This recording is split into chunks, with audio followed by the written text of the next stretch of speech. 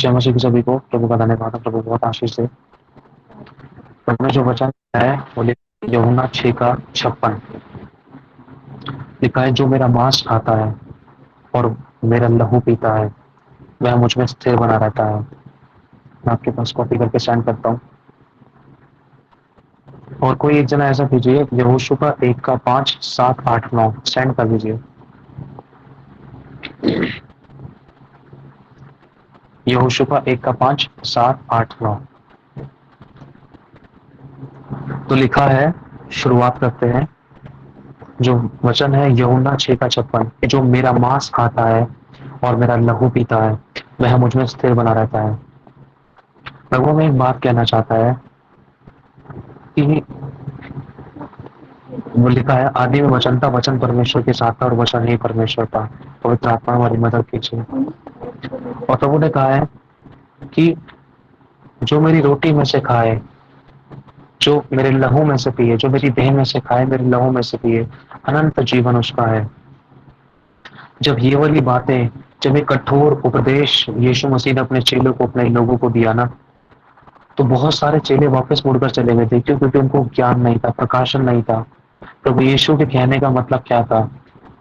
लोग सोच रहे थे कि यीशु को मार कर खाना। लोग सोच रहे थे कि यीशु के कहने का मतलब ये है कि यीशु अपना मांस काट कर दे और लोगों को, वो लोग जिंदा यीशु का मांस खाएं, जैसे आज इंसान बोटियां खाता है।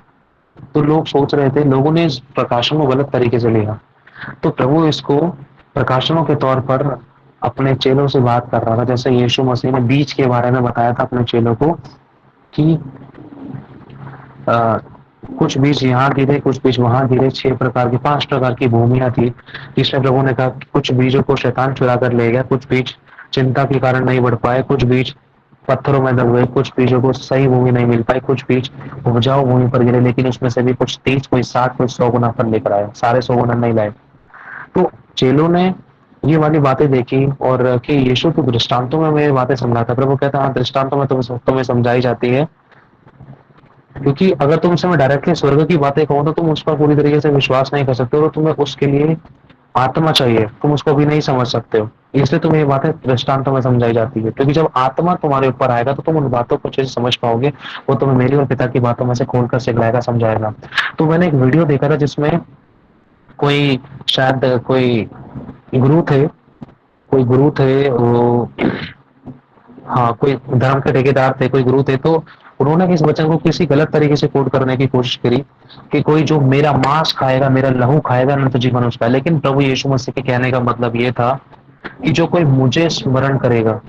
जब यीशु मसीह ने प्रभु भोज लिया था, प्रभु भोज लेते और देते टाइम है ना, प्रभु यीशु मसीह ने एक कटोरा लिया। कटोरे के अंदर शरबत था, कच्चे अंगूरों का रस।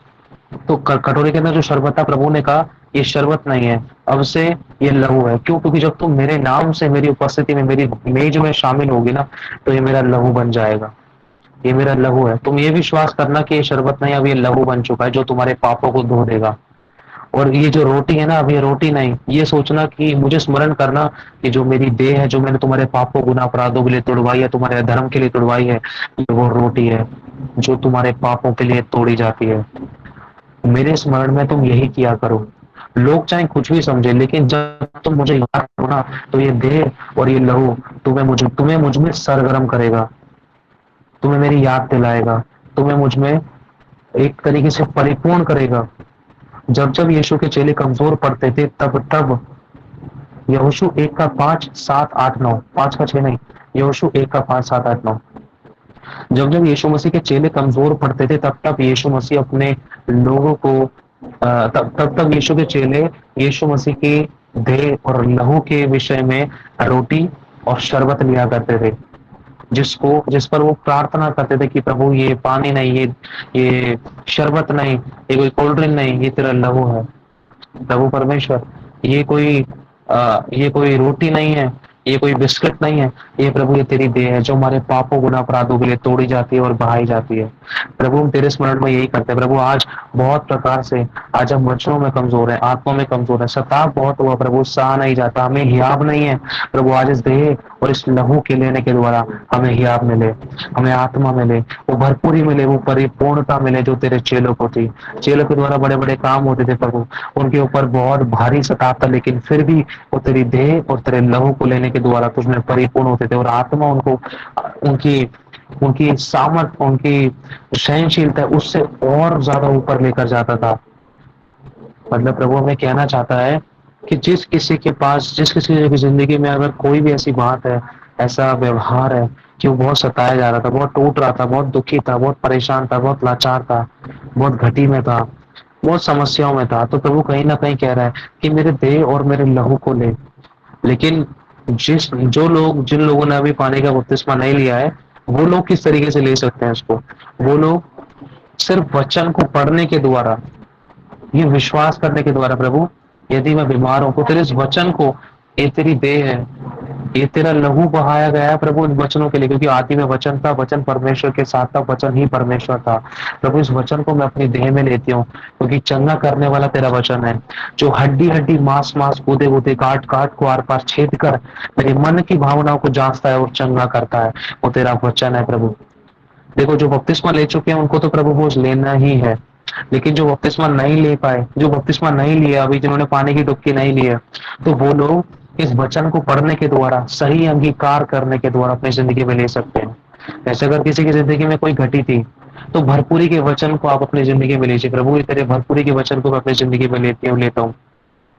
अगर आपने बपतिस्मा नहीं लिया है, अगर आप किसी प्रकार से कमजोर पड़ रहे थे, तो आप इस वचन को अपने लिए लीजिए जो आप अभी आपको दिया जाएगा। यहोशू अगर हम 1 का 5 पढ़े, अभी वो सेंड नहीं किया गया, मैं आपको बता देता हूँ।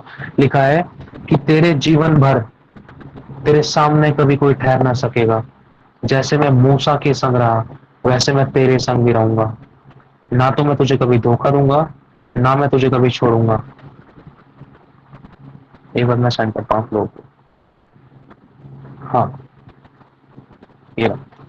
तो लिखा है तेरे जीवन भर, जब आप कमजोर पड़ रहे थे किसी समय, तो आज इस वचन को अपने लिए लेना। प्रभु आज ये वचन, जैसे तू पुराने समय में अपने लोगों को देह और लहू के द्वारा सामर्थ और परिपूर्णता देता था, परिपूर्ण करता था आत्मा में, उसी प्रकार से आज ये वचन मैं अपने लिए लेती हूँ, ये भविष्यवाणी मैं अपने लिए लेती हूँ कि प्रभु तूने कहा है कि मेरे जीवन भर मेरे सामने कभी कोई ठहर ना सकेगा, चाहे वो घटी है, चाहे बीमारी है, चाहे लड़ाई दंगा है, चाहे मौत है, चाहे एक्सीडेंट है, चाहे शैतान की चालें हैं, चाहे रुकावट है, चाहे कड़वाहट है, चाहे किसी प्रकार की कोई तकलीफ है, चाहे कोई किसी प्रकार का कोई रोग है, प्रभु मेरे सामने ठहर नहीं सकेगा। तेरा वचन सच्चा है, तू झूठा नहीं है, तू अपने वचन को पूरा करेगा। मैं विश्वास करती हूँ, विश्वास करता हूँ।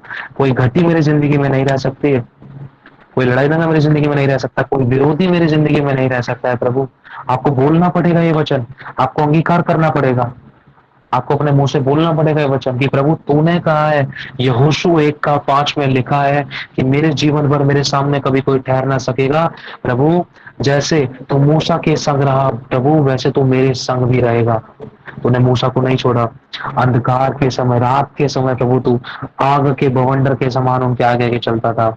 दिन को तपती धूप में प्रभु तुमको बादल के समान उनको ठंडक देता था, उनके ऊपर बादल के समान तू छाया करता था। तो मेरे प्रभु आगे आगे चलेगा, तो मेरे लिए मार्ग तैयार करेगा। मेरे शत्रुओं का तो शत्रु है, मेरे विरोधियों का तो विरोधी है, मेरा युद्ध परमेश्वर लड़ने वाला तू है।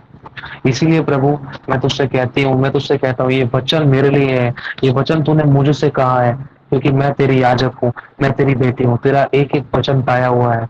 प्रभु तू मुझसे कहता है कि सच में प्रभु आज कि मेरे जीवन भर मेरे सामने कभी कोई ठहर ना सकेगा। ऐ शैतान सुन, ऐ घटी सुन, ऐ बीमारी सुन, ऐ तकलीफें सुन, ऐ कड़वाहटों सुनो, ऐ दुष्ट आत्माओं सुनो, जो मुझे वचन प्रार्थना आत्मा सामर्थ अभिषेक में परिपूर्ण होने नहीं देती, जो मुझे पाप में डालती, पाप के कामों में डालती, घर में लड़ाई दंगा कराती है, पति की जिंदगी में काम करती है, बच्चों की जिंदगी में काम करती है, गंदी दुष्ट आत्माओं तुम सुनो। जीवन भर हमारे सामने, मेरे घराने के सामने, मेरी पत्नी, मेरे बच्चे, मेरी फैमिली, मेरे माता पिता के सामने कभी कोई ठहर ना सकेगा, क्योंकि यहोवा के मुख से ये वचन निकला है। आप बोलो, अंगीकार करो इस बात के लिए। आपकी जिंदगी में कोई भी समस्या दिखाई दे रही थी, उसका नाम लो, ऐ घटी सुन, ऐ मेरे बच्चे को बेरोजगार करने वाली गंदी आत्मा, ऐ मुझे बीमार करने वाली गंदी आत्मा, सुन, मेरे जीवन भर मेरे सामने तू कभी ठहर नहीं सकेगी, तू कभी ठहर नहीं सकेगी दुष्ट आत्मा। क्योंकि जैसे परमेश्वर मूसा के संग रहा, वैसे वो मेरे संग भी रहेगा। ना तो वो मुझे कभी धोखा देगा, ना मुझे कभी छोड़ेगा।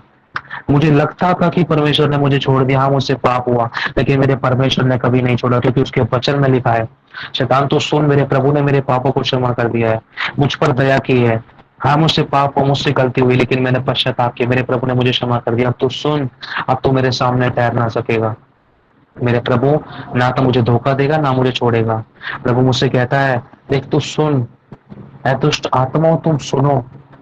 मेरा प्रभु कहता है इतना हो कि मैं हियाव बांध कर दृढ़ हो जाऊं, बहुत ही दृढ़ हो जाऊं, बहुत ही दृढ़ होकर प्रभु तेरे काम के लिए मैं आगे बढ़ूं। व्यवस्था जो प्रभु तेरे दास मूसा ने जो हमें दी है, जो प्रभु तेरे दासों के द्वारा ये वचन हमें सिखलाया जा रहा है, प्रभु इस वचन के अनुसार आज मैं करने पाऊं। जो तेरे दास इस समय ये वचन बोल रहा है, जो इस समय तेरे वचन में सुन रही हूँ, सुन रहा हूँ प्रभु, इस वचन के अनुसार मैं करूं प्रभु, इस वचन के अनुसार करने में चौकसी करूं, और इसी में रात दिन ध्यान रखूं, ध्यान करूं, ना तो दाएं मुड़ूं ना बाएं बढ़ूं, और जहां जहां मैं जाऊंगी, जहां जहां मैं जाऊंगा वहां मेरा काम सफल होगा। अब शैतान मेरे डॉक्यूमेंट्स के काम को कभी रोकने नहीं पाएगा, शैतान मेरे घर के किसी काम को रोकने नहीं पाएगा। कोई बदरू है मेरी जिंदगी के किसी भी हिस्से में काम नहीं करने पाएगी, क्योंकि जीवन भर मेरे सामने कभी कोई ठहर ना सकेगा। जैसे यहोवा मूसा के संग रहा, वो मेरे संग रहेगा, मेरे बेटे के संग रहेगा, मेरी बेटी के संग रहेगा, मेरे माता पिता मेरे बच्चों के संग रहेगा। जहां मैं जाऊंगी, जहां मैं जाऊंगा, मेरे सब काम सफल होंगे। चाहे अधिकारियों ने बोल दिया कि ये काम नहीं हो सकता, लेकिन यहोवा मेरा काम कराएगा, क्योंकि प्रभु ये लिखा है, यहोवा के मुख से ये वचन निकला है। लिखा है, व्यवस्था की ये पुस्तक तेरे चित से कभी उतरने ना पाए, इसी में रात दिन ध्यान किए रहना। इसलिए जो कुछ उसमें लिखा है, इसलिए जो कुछ उसमें लिखा है, हाँ, उसके अनुसार करने की तो चौकसी करना, क्योंकि ऐसा ही करने से तेरे सब काम सफल होंगे और तू प्रभावशाली होगा। क्या मैंने तुझे आज्ञा नहीं दी? प्रभु आज आपसे कह रहा है कि देख, क्या मैंने तुझे आज्ञा नहीं दी?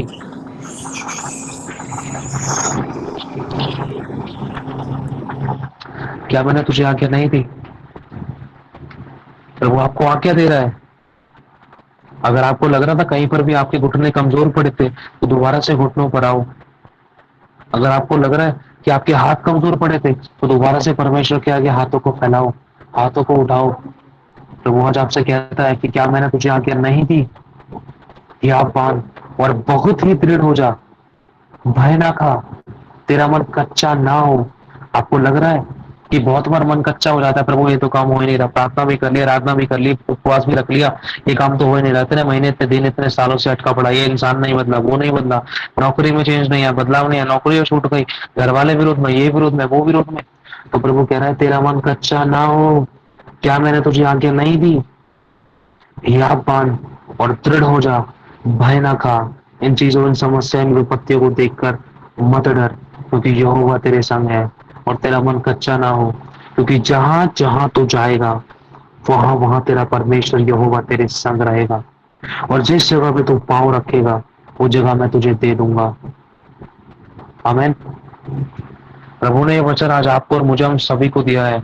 अगर इस पल तक अभी हम किसी भी परिस्थिति में कमजोर थे, हेल्थ वाइज, घर में मम्मी पापा की हेल्थ को देखकर, भाई बहन की नौकरी बिजनेस को देखकर, अपनी अर्निंग और सेविंग्स को देखकर, तो आप बोलो, ए दुष्ट आत्मा, ए बीमारी, ए गरीबी, ए घटी, ए समस्याओं, तुम जीवन भर हमारे सामने ठहर ना सकोगी, क्योंकि ये घर, हमारा घर यहोवा ने बनाया है, हमारा शरीर यहोवा ने बनाया है, हमारा शरीर यीशु के पवित्र आत्मा का मंदिर है, और हमारे शरीर में यीशु वास करता है। हमारे जीवन में कोई बीमारी नहीं रह सकती। हमारे वॉलेट्स ब्लेस से आशीषित हैं। हमारी घटियों में परमेश्वर ने अपनी भरपूरी को दिया है, क्योंकि उसने कहा है, जैसे मैं मूसा के संग रहा वैसे वो मेरे संग रहेगा। जब परमेश्वर ने मूसा को भूखा नहीं होने दिया, जब परमेश्वर ने मूसा के द्वारा बहुतों को खिलाया, बहुतों को पिलाया, तो मेरे द्वारा भी परमेश्वर भंडारे कराएगा, मेरे द्वारा भी परमेश्वर चितराएगा, मेरे द्वारा भी परमेश्वर बहुत से भूखों को अन्न खिलाएगा, बहुत से गरीबों को दान दिलाएगा, बहुत से नाथ और विधवाओं की मेरे द्वारा परमेश्वर सुधि लेगा, क्योंकि ये यहोवा ही के मुख से वचन निकला है। लिखा है ना कि देख, प्रभु कहता है शमूएल में, शमूएल नहीं, योएल में कहते हैं प्रभु कि देख, अब तक भी जो भी तेरी घटियां थी, जो भी तेरे नुकसान हुए थे, अरबी नामक टिड्डियां, येले नामक टिड्डियां, गाजाम नामक टिड्डियां, हाजिन नामक टिड्डियां, मेरे उस बड़े दल ने जो मैंने तेरे बीच भेजा था खा ली थी। देख, अब मैं तुझे उसकी हानि भर के दूंगा, अब मैं तुझे उसकी भरपाई करके दूंगा। तुम खाओगे और तृप्त रहोगे, सेनाओं के यहोवा की महिमा करोगे। प्रभु आपसे कह रहा है, अब तक जो भी आपने नुकसान उठाया, धन को लेकर, शरीर में, प्राण में, आत्मा में जो भी आपने कुछ खोया, अपने प्राण में आपने किसी प्रकार की कोई कमजोरी महसूस करी, अपनी देह में आपने कोई देखा कि कोई रोग लग गया था, या आपकी लाइफ में, आपकी जिंदगी में कोई रोग था, आत्मिक या शारीरिक शारीरिक रूप से, प्रभु कह रहा है, देख अब मैं उसके नुकसान की भरपाई करके दूंगा। तो तेरा पैसा दवाई गोलियों में गया था, अब वो वापस आ रहा है। जो तेरा पैसा वस्तुओं के खराब होने में गया था, नुकसान में गया था, डॉक्टरों के गया था, या डॉक्यूमेंट्स में गया था, उनकी भरपाई अब मैं तुझे करके दूंगा। यहोवा की ये वाणी है। तुम पेट भर खाओगे, ये मनुष्य नहीं कह रहा, ये शैंकी नहीं कह रहा, ये यहोवा कह रहा। लिखा है 2 का 26 में, तुम पेट भर खाओगे। बोलो मैं पेट भर खाऊंगी, मैं और मेरा घराना पेट भर खाएंगे। बोलो, अंगीकार करो अपने लिए, और हम तृप्त होंगे और अपने परमेश्वर सेनाओं के यहोवा के नाम की स्तुति करेंगे, जिसने हमारे लिए आश्चर्य के काम किए हैं, मतलब हो गए। बोलो आमीन, हो गए। और प्रभु आपसे कह रहा है और मुझसे कह रहा है, टेक सुन, मेरी प्रजा की आशा फिर कभी ना टूटेगी। तुम जानोगे कि मैं इज़राइल के बीच में हूँ और मैं यहोवा तुम्हारा परमेश्वर हूँ। जितनों ने तुम्हारी बेइज्जती करी, तेरे पास धन नहीं है, तेरे पास पैसा नहीं है, तेरा यीशु ने ये नहीं करा, वो नहीं करा, ये नहीं कर सकता, वो नहीं कर सकता, अब परमेश्वर आपका सर ऊंचा करेगा। प्रभु कहता है, देख, तब तुम जानोगे, जब मैं तुम्हारी जिंदगी में आश्चर्य कर्म करूंगा ना, तब तुम जानोगे कि मैं इज़राइल के तुम्हारे बीच में हूँ और मैं यहोवा तुम्हारा परमेश्वर हूँ। जो तुम्हें देखेगा तो वो पहचान लेगा कि तुम वो वंश हो जिसे यहोवा ने आशीष दी है। और प्रभु फिर से कहता है, और मेरी प्रजा की आशा फिर कभी ना टूटेगी और तू फिर कभी लज्जित ना होगी। हालेलुया। प्रभु आपसे और मुझसे कहता है, आपने इस पल तक भी बहुत सी घटियां देखी हैं, बहुतों ने अपनी घटी में से बीज बोया है। क्या आपको लग रहा है कि यहोवा ने आपके बोने को नहीं देखा? मैं इस बात की भविष्यवाणी करता हूँ, ये हफ्ता खत्म होने से पहले आप बहुत बड़ी आशीषों की कटनी को काटने जा रहे हो। इस बात को लिख लो। अनबिलीवेबल मिरेकल मनी से आप ब्लेस होगे, जहां से सोचा भी नहीं है, बियॉन्ड द थॉट, जहां से उम्मीद नहीं है। जो इंसान आपके लिए जेब खोलने के लिए राजी नहीं है, वो कहेगा ले कितना चाहिए, क्या खिलाऊं, क्या पीना है, क्या खाना है, क्या चाहिए, घर पे आएंगी वो चीजें। इस बात को लिख लेना, मेरा प्रभु आपकी जिंदगी में पूरा करेगा। और तब तुम जानोगे कि इज़राइल का परमेश्वर आपके बीच में है। और वो एक बात कह रहे, देख मैंने कहा था ना, तेरी आशा फिर कभी ना टूटेगी, तो फिर कभी लज्जित ना होगा, तो फिर कभी लज्जित ना होगी। आपकी प्रार्थनाओं के उत्तर के साथ आपकी जिंदगी में आश्चर्य कर्म करने जा रहा है प्रभु। हमें प्रभु का धन्यवाद। सारी महिमा प्रभु को मिले। हम अपने हाथों को उठाएंगे, आखिरी प्रार्थना में चलेंगे।